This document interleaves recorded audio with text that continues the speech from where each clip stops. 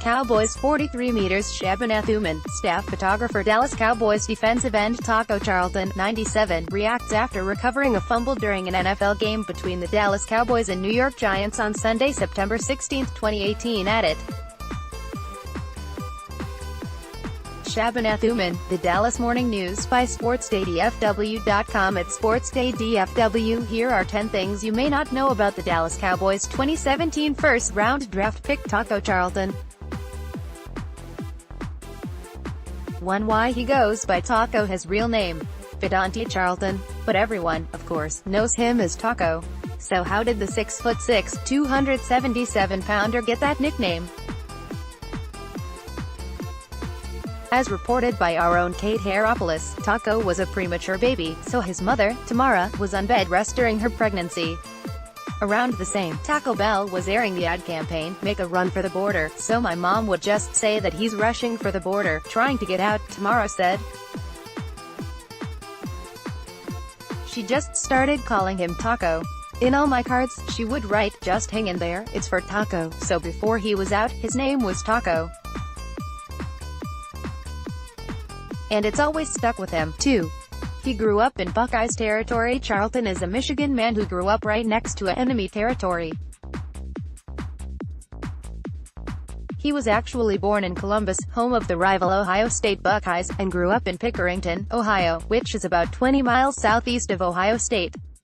Here's what he told the Detroit Free Press about attending Michigan after growing up in Ohio State territory. "It's different, growing up 10 to 15 minutes from the stadium. Actually being born at Ohio State University Hospital, it's different for my family, some of whom are Ohio State fans. They just cheer for me," Charlton said. "It's a weird week for them. But you've still got my mom, dad and little sister who are still die-hard Michigan fans now.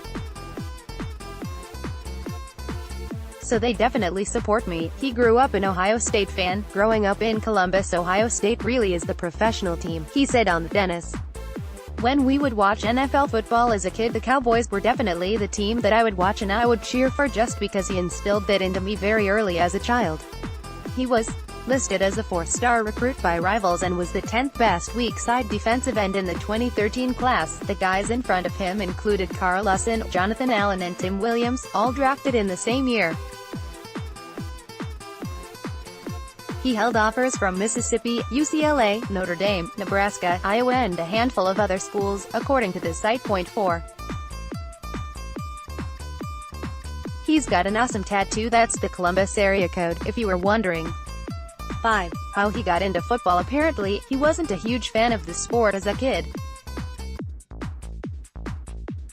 From Hoax Mad Magicians, "One thing most people don't know about me is that I didn't really like football growing up. I played just to play, but that was mostly because my dad wanted me to. I wanted to play basketball in college growing up. It's really crazy how the situation changes like that." 6. He's good friends with Jake Butiaki Butt and Taco Charlton should be on all-name teams forever. The two were teammates at Michigan and rivals in high school.